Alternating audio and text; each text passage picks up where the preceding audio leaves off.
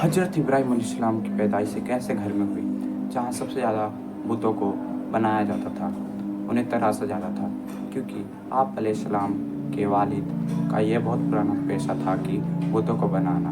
اور حضرت ابراہیم علیہ السلام کو اللہ کی طرف سے جب ہدایت ملی تو انہوں نے اپنے والد آجر سے کہا کہ تم یہ بت نہ بناؤ، اور یہ بت تو اپنی جگہ سے ہل بھی نہیں سکتے، اس کے اندر تو جان بھی نہیں ہے، اپنی جان بھی نہیں بچا سکتے۔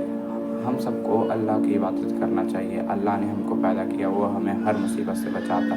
یہ سن کر آپ کے والد آجر بہت غصہ ہو گئے اور انہوں نے کہا کہ ابراہیم علیہ السلام سے اگر تم اس سے باز نہیں آؤ گے تو ہم تمہیں پتھر سے مار کے تمہیں ہلاک کر دیں گے۔ اور جب بات حد سے زیادہ بڑھ گئی تو حضرت ابراہیم علیہ السلام نے گھر کو الوداع کہہ دیا اور وہ شہر کی طرف نکل چلے۔ جب وہ شہر جا رہے تھے تو دیکھا لوگوں کو بت پرستی میں اتنے زیادہ غمگین ہو چکے ہیں کہ لوگ بت پرستی میں اتنے زیادہ کھو گئے ہیں کہ انہیں جگہ جگہ پہ بت دکھائی دے رہے تھے۔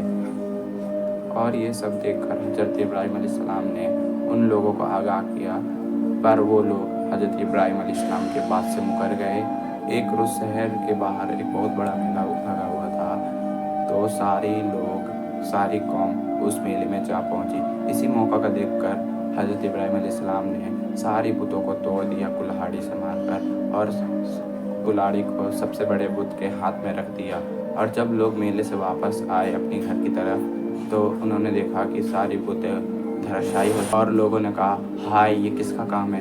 اور جب لوگوں کی نظر حضرت ابراہیم علیہ السلام پہ پڑی تو لوگوں نے کہا نہیں تم ہمارے بتوں کے دشمن ہو۔ تو حضرت ابراہیم علیہ السلام نے کہا کہ یہ دیکھو تمہارے سب سے بڑے بت کے ہاتھ میں کلاڑی ہے، اسی نے تمہارے بتوں کو توڑا ہے۔ لوگوں نے کہا یہ تو اپنی جگہ سے ہل بھی نہیں سکتا۔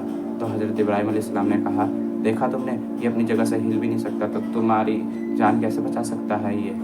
اور ابراہیم علیہ السلام نے کہا کہ یہ تمہارا معبود نہ ہی تو اپنی جان بچا سکتا ہے، نہ ہی تمہیں کچھ نقصان پہنچا سکتا ہے، نہ ہی تمہیں کچھ فائدہ پہنچا سکتا ہے، تو تم اس کی عبادت کیوں کرتے ہو؟ تم صرف اللہ کی عبادت کیا کرو، وہ ہماری جان بچاتا ہے، ہر مصیبت سے بچاتا ہے، اور اسی نے ہم سب کو پیدا کیا ہے۔